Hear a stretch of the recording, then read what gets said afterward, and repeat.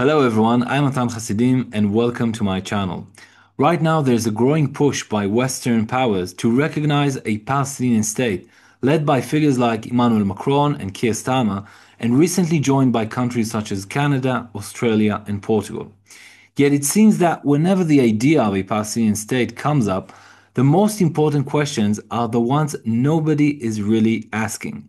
To dig into those questions, I'm joined today by Dr. Raphael BenLevi, expert on Israeli foreign affairs, and most recently published an article in the intellectual journal Hashiloach, and the English version was published at Misgav Institute, presenting one of the clearest analyses of the consequences of a future Palestinian state. Link to the article in the description of the video. Hello, Raphael. Hey Matan, thanks for having me. Thank you very much for joining me. Today it's widely assumed that every people has a natural right to self-determination in the form of a state, and many apply this automatically to the Palestinians. And you, in your fascinating article, you think that this assumption is flawed. Why is that? Yeah, so there is, as you say, a widespread sort of assumption or belief, or in broader discourse, that every national community needs to have its own state. That's what national self-determination is. This is the fundamental principle of world order, right? And it obviously seems to us to be natural and an absolute right of every person, and just the way that the world is functioning. And I guess the first point that I think is important to understand here is that there is no absolute right to exist as or so that your national self-determination should express itself in a fully independent nation state, right? And this is both in theory and in practice. In practice, the fact is that the majority of the, let's say, communities, national communities, or communities with the sort of national, coherent national identity, most of them do not exist in the context of a fully independent nation state. And this is very simple numbers wise. The Can various you give us an studies. example for a group like this? Yeah, so just saying broadly, in numbers wise, this has to you studies have identified thousands of political communities or communities with some sort of unique national identity. We're talking in the area of 9,000, right? But we all know that there are only close to 200 recognized independent states. So quite obviously, there can be no absolute congruence. If we were to try to actually apply this idea that every single unique identity will have its own nation state, we would have to redo either the borders of all the other states, or undergo very significant changes to the way that the world is structured. So, for example, communities or national communities with sort of identities that are not expressed in the concepts of a fully independent nation states. So, in our region, you have the Kurds, right? You have Maronite Christians. You have in East Asia, Tibet, for example, Tibetans. You have untold identities in the Indian subcontinent. You Okay, so have now in this point, so our listeners our listeners might say at this point, okay, so maybe the Tibetan people or the Maronite Christians in Egypt, or they maybe say, okay, we don't want a state as a nation. But the Palestinians do say that they want a state. But you argue in the article that Palestinian national identity is actually a weak one in its will to live together. What does that mean, and how do you measure whether a nation truly exists? right. Well, the question is really not whether it exists or not in some sort of, fundamental ontological, existence, right? Because there's various levels. The really question is, how do we then decide of all these different national identities, why are some do instantiate themselves in as a fully independent state and other ones don't, Right. right? Or what sort of criteria of fairness could we have to decide which ones should become fully independent states and which ones shouldn't, right? And that's really what I'm saying in regard to the Palestinians, that of all the different movements for independence that exist in the world, the Palestinian national movement should be last in line today in 2025 should be is the least deserving and least capable of having its own nation state. And so that's for a number of reasons. First of all, again, one of the ways that we decide who winds up having a nation state is who has a national identity that is coherent enough to have unity or and cohesive enough to have national unity in order to have unity of purpose and cooperation that could be a sustainable state that wouldn't fall apart. There are states that are established and then fall apart, or they turned into failed states. There are lots of those. The Palestinian national community, if we were to be given this state, this is why I called it this is a circus of what's been going on in the past few weeks, because it would be born as a failed state, right? The very first criteria is national unity, right? Because they have not shown themselves capable of cohering and uniting enough so that their own internal divisions are subordinated to their unity and to their seeking national independence.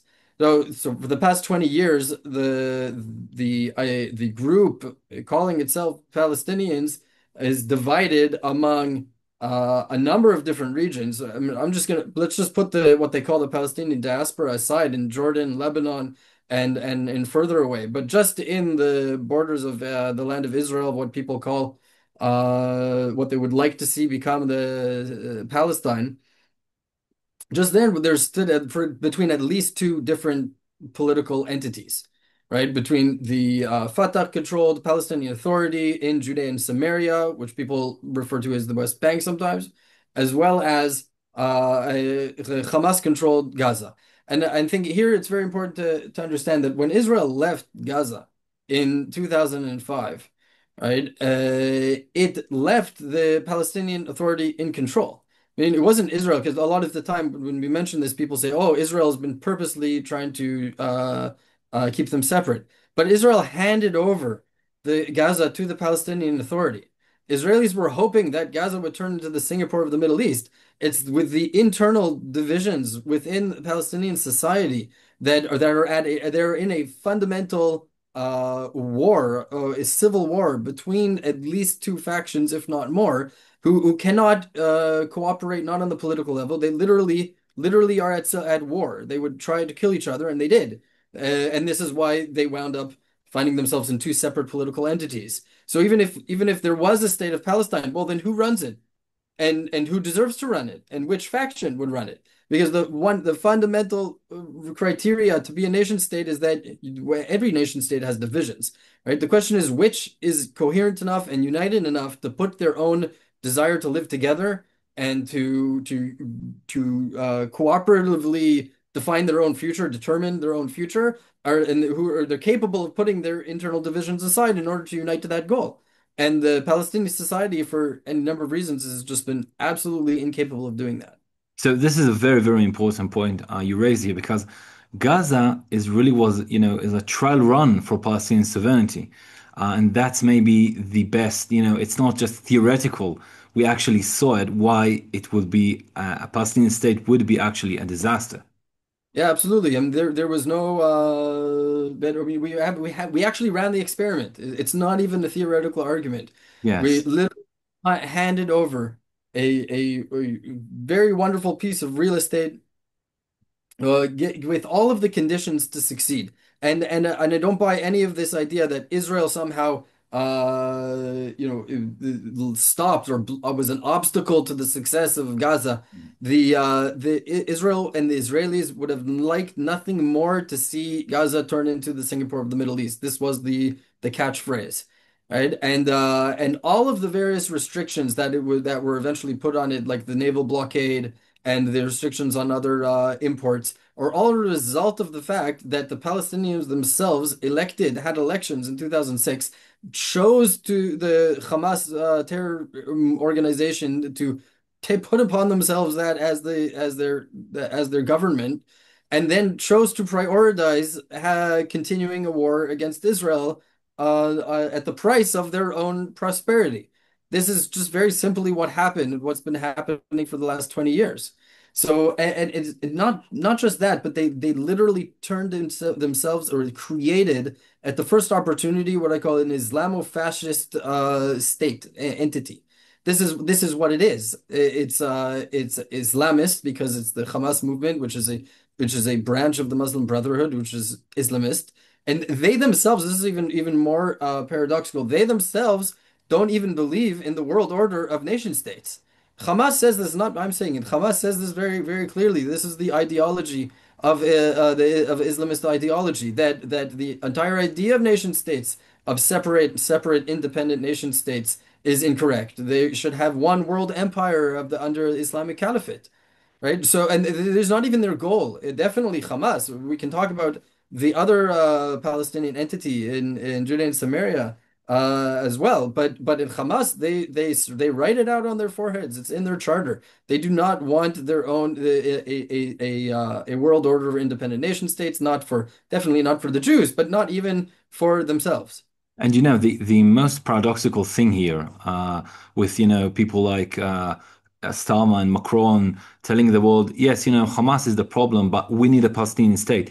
The problem is that most of the Palestinian population in Judea and Samaria, not just in Gaza, in Judea and Samaria, which people refer as the West Bank, they actually, most of them, the majority of those Palestinians supporting Hamas. So, you can't really distinguish Palestinian population and Hamas. Mm. Yeah, absolutely. And then this is based on surveys of the Ramallah-based Palestinian Survey Institute, and this has been shown consistently over years. Hamas won an overwhelming majority in the last elections, which was 2006, and surveys since then show that it is, and its leadership and its movement have more of a support than any other of the competing movements and individuals that might put themselves forward as the next Right. leader. So back to the topic of the basic criteria for statehood, let's say. So you wrote actually a thing that I've never thought of before. That Palestinian culture, language, and religion overlap heavily with the wider Arab world. How does that affect the claim to a distinct national state, in your view? Right. So when we're sort of taking a step back and considering, okay, which national identities are most deserving or most required or most, necessitate an independent state, one of the criteria would be uniqueness, meaning is this the only community who has its own of this type of identity? So that the only way that that identity would continue to survive and thrive is in its own nation state. Or is there actually a whole long list of other communities, national communities, who are essentially very, very similar to this? And in the case of the Palestinians, it's even beyond that. Of course, let's just run through the list. Of course, Palestinian Arab national identity is hardly unique at all compared to all the rest of the states who are both whose religion is Sunni Islam, his language is Arabic, its culture is Middle Eastern, and the various sub distinctions that unite or that might characterize Palestinian society are no more unique than any of the between that and Lebanon or Syria or other local identities. Or even within them, of course, the divisions are no less than between them and the others. And this is a very important point to understand that the idea that the Arab speaking Muslim society is indigenous to this area of the world is itself incorrect, because the Palestinians are a derivative. They are the result of Arabo-Islamic imperialism, right? Because they're not indigenous to this area of the world. They're only indigenous to the Arabian Peninsula. This is not me saying, they all say this is obvious. Now you might say, oh, well, a lot of times passed since then. Fair enough. But the identity, which is Arabic speaking and Islamic, did not arise in this area of the Levant. Right? It is external to this area of the Levant, and it was placed here as the result of imperialism. Right? So when you consider that, you cannot consider the Palestinian national identity in a way that is disconnected from the fact that it is part of the broader Arab nation or language, cultural civilization region. And again, this is not just me saying it, this is written into the Palestinians themselves documents, a national charter. The Palestinian Liberation Organization 1964 wrote, and they emphasize this, that the Palestinian Arabs are a fundamental part of the broader Arab world. They are not a entirely separate I'll quote it from the article. Palestinian is the homeland of the Arab Palestinian people. It is indivisible part of the Arab homeland, and the Palestinian people are an integral part of the Arab nation. End quote. Yeah, and I also bring another quote from 1940s of the Arab office in Jerusalem, who's making its argument toward the British and the UN, and they also emphasize that the this is a local Arab identity that is part of a, or to say subordinate of to the broader Arab national identity. There's, of course, in the times, if you go back to the 50s and 60s, the broader idea was pan-Arabism, meaning both the Palestinians and the Egyptians and the Syrians, and they all believed that the broader, all the Arabic speaking communities should unite into one state, one broader state. And of course, the Palestinians were no exception to this. They were in fact part of the prominent voices who supported this idea. And therefore, when Egypt occupied Gaza in 1948, and when Jordan occupied Judea and Samaria and then called it the West Bank, which is geographically makes no sense because there's only one part of it, maybe the first kilometer or two by the Jordan River, that's a bank, that's a West Bank, that's a river bank. The rest of it is a mountain ridge. It's not a bank at all. This was just their way of trying to erase the biblical names of Judea and Samaria and to draw some sort of parallel between the East Bank where Jordan was and the West and the other side.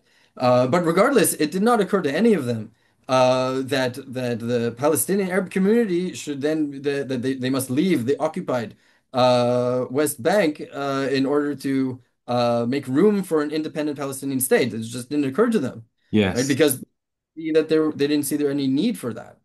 I think that our problem as Israelis is how to emphasize this argument that is very, very not politically correct, what I'm about to say about Palestinian identity. But I think if we want to summarize what Palestinianism is, actually it's being defined less by a shared culture or vision, as you said, and more by opposition to Israel. Like to Western ears, that may sound surprising, even as I said, very not politically correct. How we as Israelis can actually explain that to Western ears? Well, I think just looking at the facts, the simplest, the best hasbara, as we say, of public diplomacy is just presenting the facts as we see them, right? And it's not just again me saying it, but this is an important point, right? Because some people argue, when is there a Palestinian nation? Is the or not? And again, I don't really care whether on the ontological essential level there is or there isn't. The point is that whatever there is, that there is an identity or a group identity that calls itself Palestinian, it might be very recent, right? And it definitely is very recent. Meaning we're talking less than 100 years of the coalescence of some sort of identity that people use this word. What is very clear is that whatever it is that exists, it arose in opposition or in reaction to the movement for Jewish national independence, Right, right. which is what Zionism is the word for.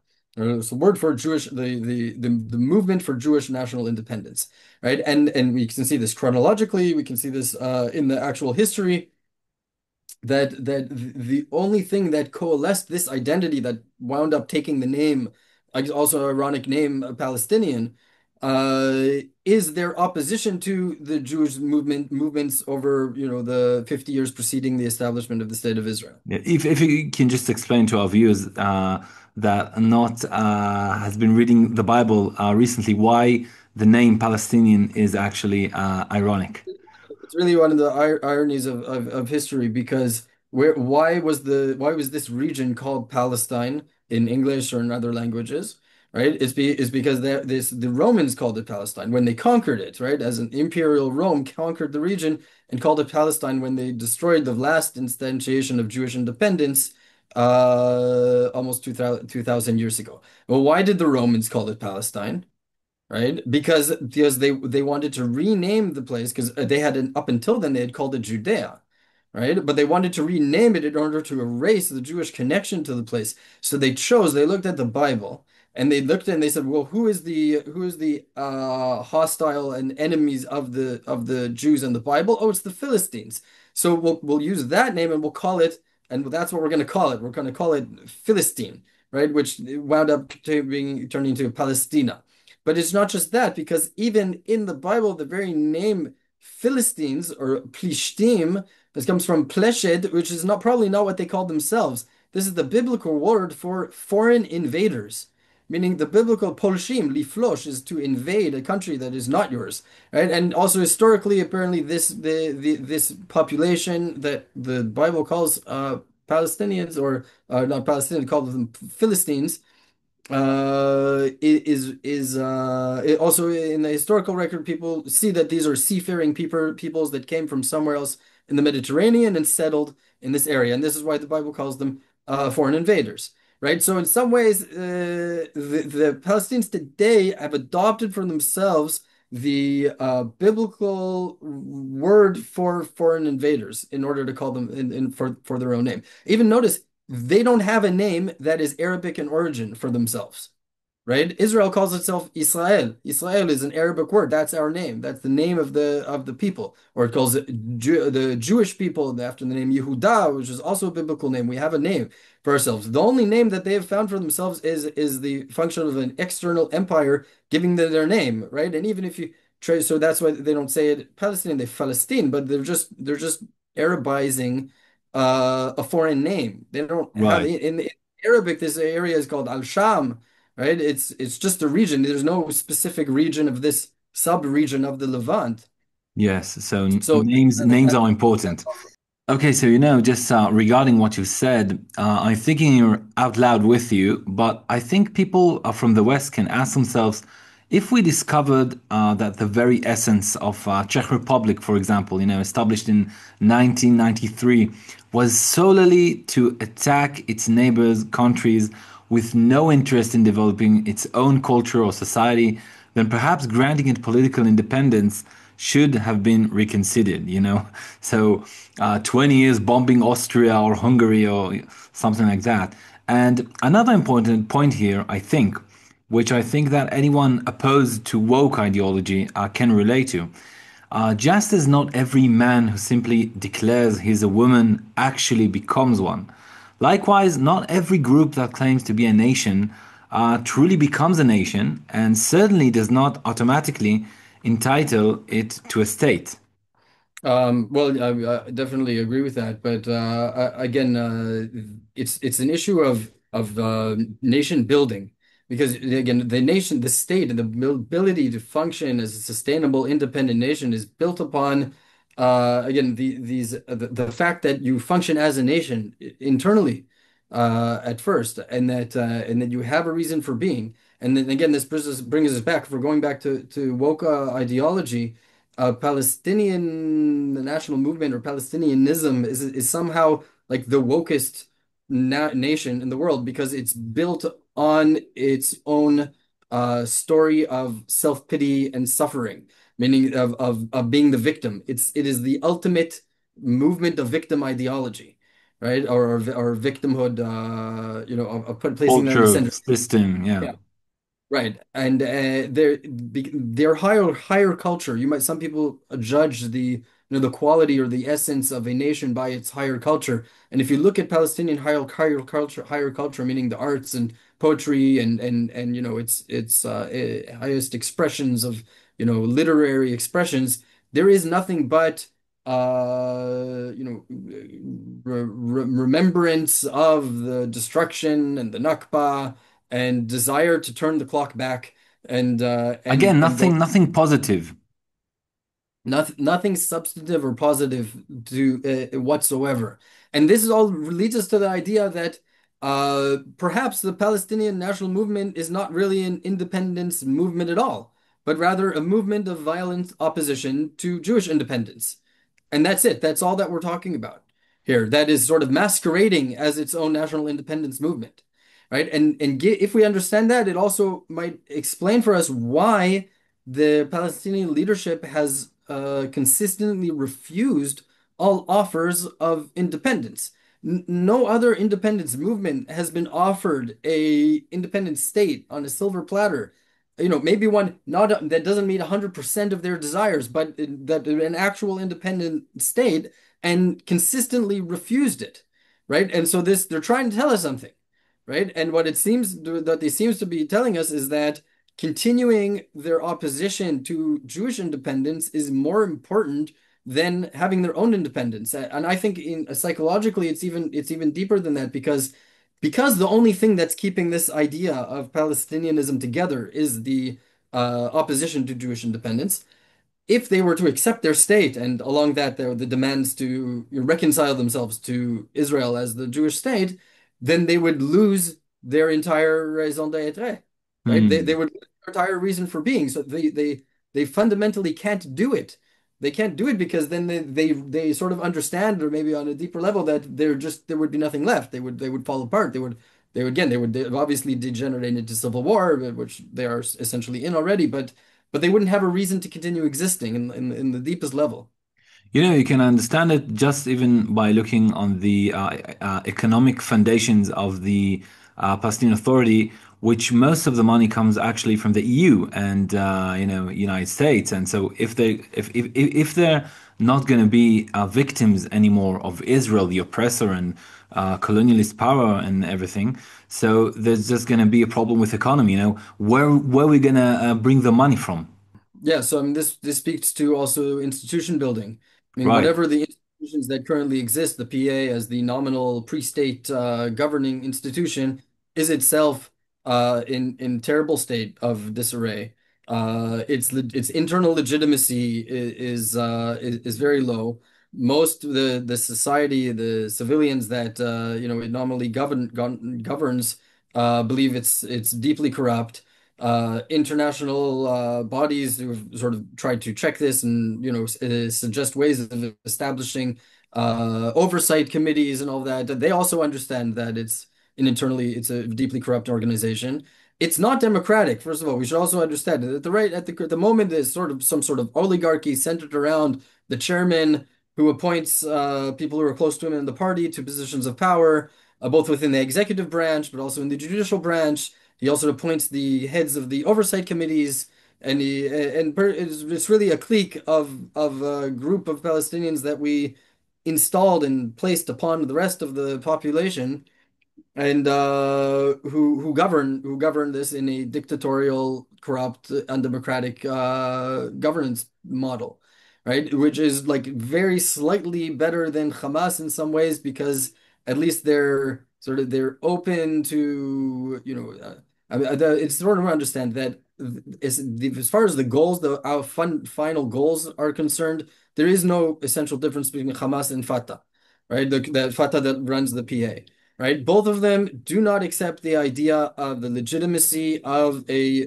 Jewish national independence. And it's not a question of borders. And this is also something that a lot of people don't entirely understand it, but it's critical to understand the situation and make sense of it. This is not a conflict of borders, and therefore just drawing a border and saying, well, you guys can have this side, you guys have that side, it doesn't work, and it hasn't worked every time they've been trying that.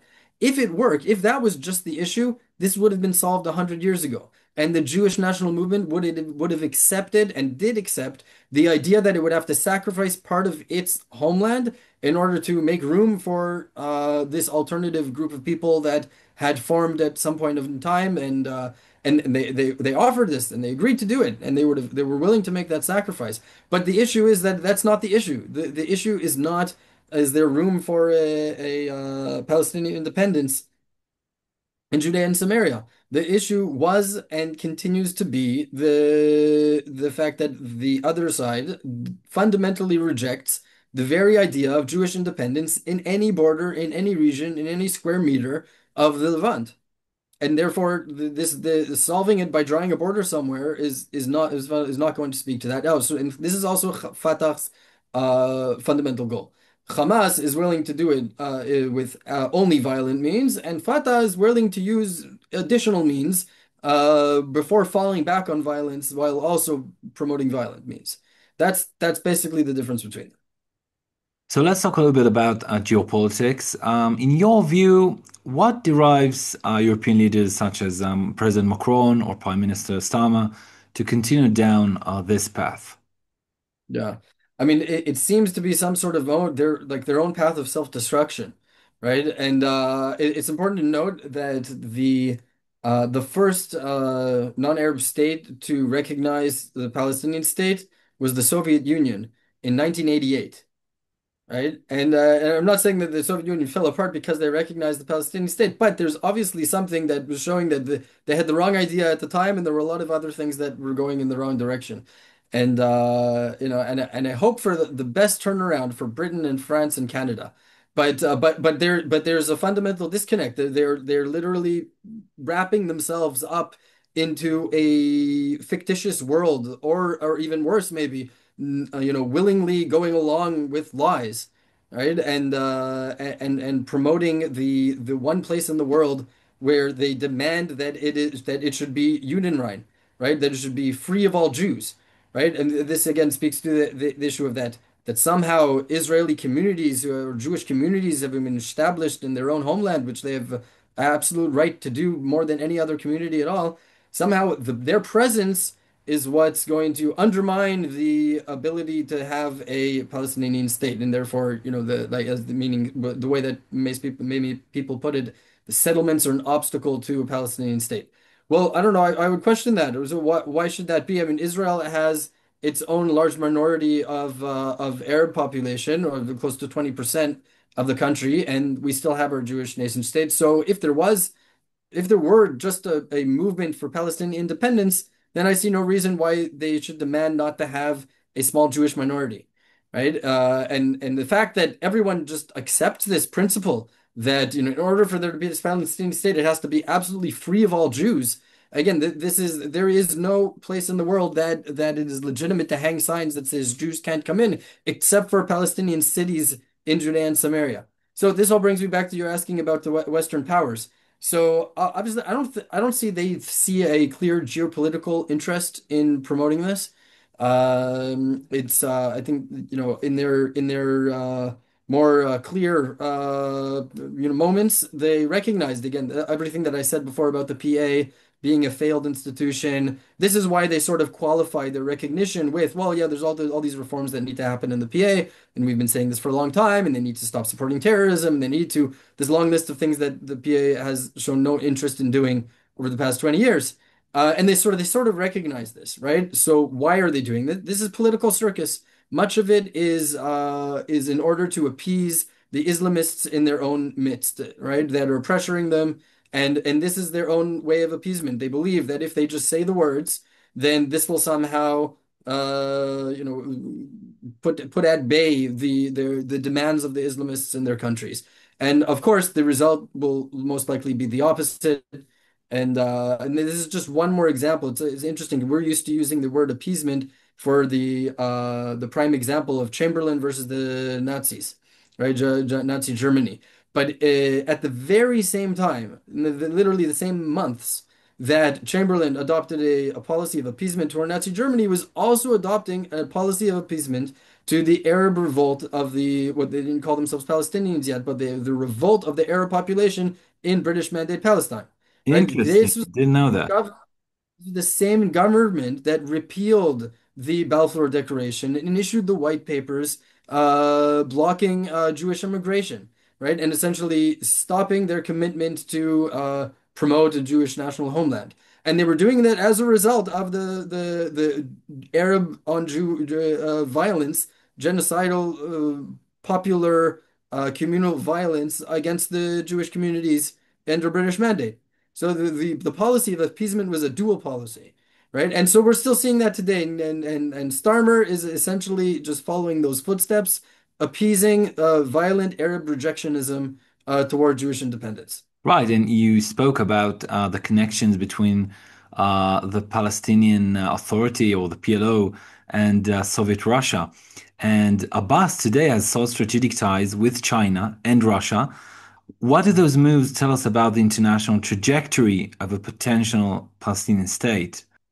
Right. So this goes to the geopolitical question. What would be the result if there was such a state of it? If Israel tomorrow decided that's it, it's leaving all of its presence in Judea and Samaria, what would then be the result? What would the geopolitical landscape look like, right? And whose interest would that be in, right? And this is an important question that I don't think people give consideration to.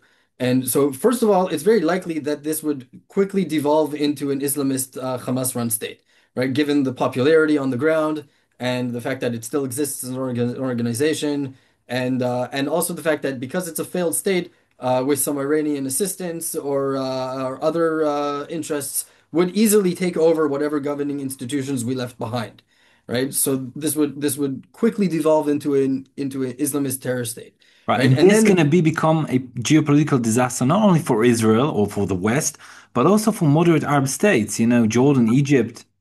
absolutely. First of all, for the region, that would be. Let's see, even before that would happen, though, yeah, as you mentioned, that let's say the Palestinian Authority was somehow, placed in, strengthened its control and power in the most undemocratic way. But because they were moderates, we decided to try and help them become maintain power.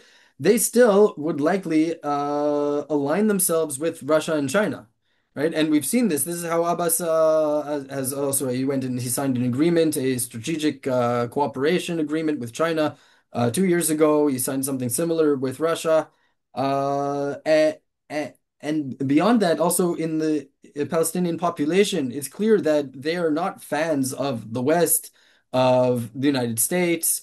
Of any of those countries, so it's very clear what their trajectory would be, and then you would get to the likely Islamist takeover, and the effect of this would be extremely detrimental to the stability of, first of all, the Hashemite kingdom of Jordan, right? And which would be its closest neighbor with a long border, who's already trying to defend itself against insurrection by Islamists and Muslim Brotherhood. So you can imagine if those insurrectionists now had an entire, backing of an entire state along the border. That could then, infiltrate and support it, and that it would also create a renewed interest and renewed power to the Muslim Brotherhood in Egypt, because these are the two primary states who have stable peace agreements with Israel, but they themselves are constantly at war internally, trying to against Islamist insurrection.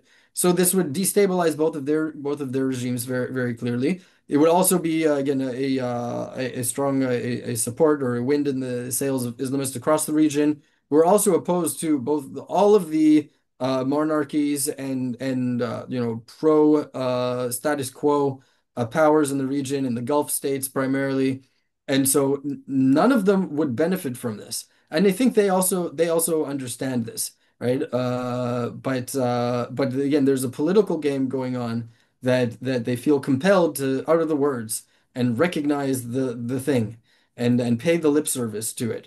But again, when they had the opportunity, when any of these states had the opportunity to take steps toward the establishment of the Palestine, none of them even thought this was worth talking about, let alone taking concrete steps towards. This would be a regional geopolitical disaster if it were to ever happen.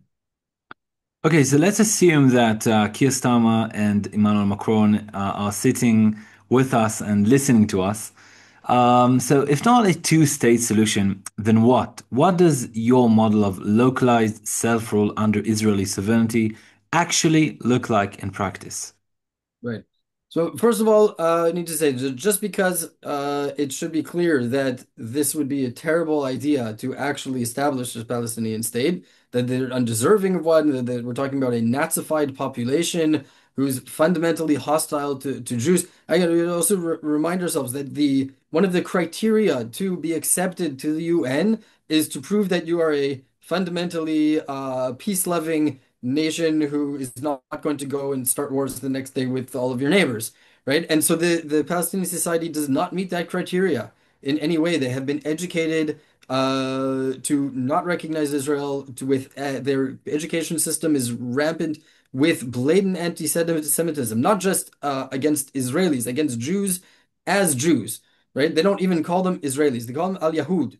right? And this is their internal discourse, right? They refer to Israelis as the Jews because they understand that that's who they're dealing with, and those are their enemies in their minds. I was saying the fact that we can't establish Palestinian state, we shouldn't be, shooting ourselves in the foot to spite our nose, I'm not getting the phrase right, but you understand. Just because this is a terrible idea doesn't mean that we have all kinds of other wonderful ideas. Now, I clearly admit that there are no great solutions, right? Because again, the conflict is fundamental. They're fundamentally opposed to Jewish independence. So what could possibly be done? So I think the very first thing that at least any solution needs to do is to address the idea that we have a Nazified society that is committed to destroying Jewish independence. And so what we need to be victorious over is that ideology. Now, that has been done before historically. It happened in Nazi Germany, happened in Japan, but we need to understand the depth of the problem here, right? We need a generational campaign of re-education so that this society can come into the society of civilized nations who want to have a substantive, positive view of their neighbors and not genocidally kill them all, right? And that's what we're dealing with here. It's not a simple thing to deal with or find a great solution for. And also we need to recognize that the current state of affairs, the Palestinians do not live under a democratic, open society. Not in Gaza under Hamas and not under the PA in Judea and Samaria. Beyond that, it's even been accepted by the previous Trump plan, the deal of the century, that when he talks about it, nominally calls it a Palestinian state, but what he really is saying is that we're going to limit its sovereignty in many essential ways, that it's really just a game of words that they call it state at all. Because the type of limitations that they propose, that this is official US executive branch policy, there has been no updated proposal since then. Right, so the U.S. policy is saying that we should establish after having done all of the very significant reforms that the PA has shown itself incapable and unwilling to do. If it were to do all of those, it would still be able at most to have a state who is demilitarized, meaning they would not be able to, build their own independent army beyond, let's say, internal security and police forces, but definitely not an army. And it would not have control of its airspace or of its electromagnetic, space or fields, realms, and a host of other restrictions, right? So even now, what the best that anyone's proposing is not really a sovereign state. It's like an autonomous entity for self-governance, right? And so what I think is that the first step, the best way to proceed from where we are now is in a gradual way. First of all, the PA, it can't be reformed, right? And it's not going to reform because it wasn't established in order to be a peace-loving, or like the basis of a peace-loving entity. It was established based on the PLO, the Palestinian Liberation Organization, a terrorist organization led by the godfather of international terrorism, Yasser Arafat, and that is built into its DNA. It's built into its educational curriculum, which was the the same textbooks that were used by Hamas in Gaza. Hamas didn't have a problem with that. They saw the content, they said, "Oh, this fits us, this suits us just fine." But that means that the new generation has been educated in the same way. That is committed to funding and incentivizing terrorism, and they actually will pay greater pensions to any of their population who kills, according to how many Jews they killed, right? And none of this, so the PA is not going to reform itself. So I think one of the mistakes of Oslo was the fact that we imposed this centralized governing body committed to Israel's destruction, or definitely to prioritizing Israel's destruction over its own prosperity and independence. So I think the idea that this should all be under some sort of centralized dictator-like government is one of the main things that we need to change. The fact that it's less than a state, that is the current situation. They have autonomy, they have self-governance, but currently it's centralized under a dictatorial body. And I think the first step we should do is to dismantle this centralized body, which itself is poisoning the minds of Palestinian population across Judea and Samaria, and establish in its place various lower levels of localized self-governing autonomous entities. Of course, also here they need to be their educational system needs to be significantly revamped. But I believe that doing so will, one, send a clear message that Israel is not about to leave this area. Because the more that you give the impression that Israel is about to leave another another year or two, or tomorrow there's going to be a Palestinian state, there's no reason for them to give up on their fundamental war of opposition to Jewish national independence, right? Because you're encouraging their hope of realizing the goal of one Right, day erasing, right. So just right? for understanding, a localized self role is like taking places like maybe Nablus or taking places like Hebron and giving them sort of control on their lives in their cities, in the very big cities and Yeah. small places where Palestinian villages are near those cities, the suburbs, we would say. Right.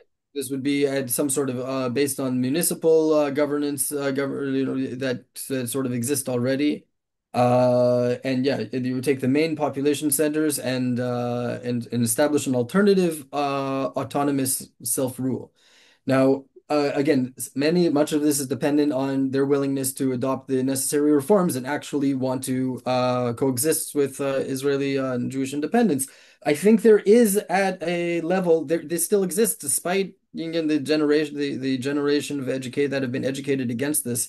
There is still localized areas again, and some of the lower level of the population. There are enough people that would prefer to, I believe, live regular, prosperous lives, and definitely do not support the continual rule of the Palestinian Authority anyway, because they see it as being corrupt and working against them.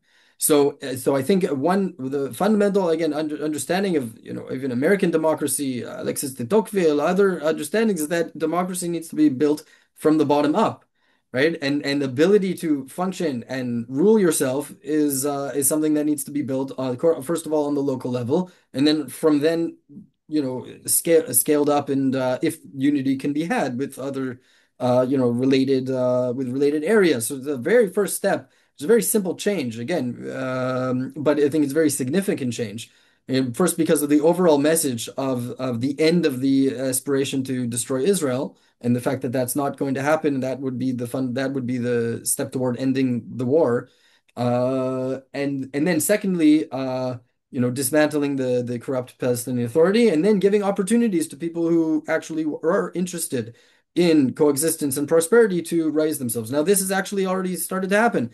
We just had a few months ago a group of leaders, of local leaders from the Hebron area, who proposed just this. They said, "Let us manage the affairs in Hebron, and you'll see. And we want to join the Abraham Accords, and we want to coexist." And they're willing to state that they really honestly accept the idea of Jewish independence, having their own state that they want to exist alongside. The idea of having full sovereignty is not their primary concern. It's not their primary concern today, and we need to be honest and recognize that there is no democratic governing state in the Arab Islamic world. So why should the Palestinians be the only ones that have to have this, ultimate, self-determination? I think autonomy would be a very good step in the right direction. And I think it would also be the basis of some sort of democratic society, and definitely a more accountable and governing model that works toward the prosperity of the population. Now, we do have models of that, right? In the Gulf states, in the United Arab Emirates, right? They're not democratic. They don't have elections. The people don't get to vote for who gets to rule them, but their rulers are working for the betterment of their own society, right? And that would be a much better model to establish here. And so this is the essence of what I'm proposing. Now, I should say the most of my article is explaining why a state is the wrong idea.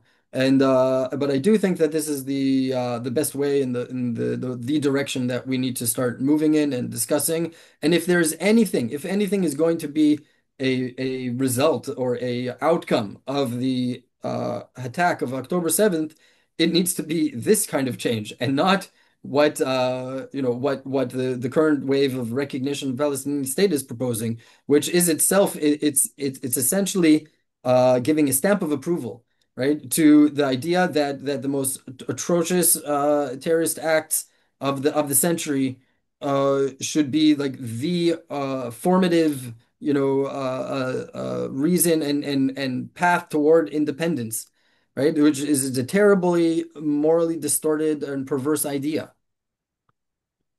Dr. Raphael BenLevi, that was really fascinating conversation. Thank you very much for that. I can only recommend our viewers to really read your full article, which I would put below. Just to close, I would say that it's very sad, this wave of recognition and what's happening to the West, because in my view, Israel is not only defending itself, but also our fight is for civilization itself. And we can just hope that this wave of recognition would fail. I would say it that way. Dr. Raphael BenLevi, thank you very much again. Thanks again, Matan.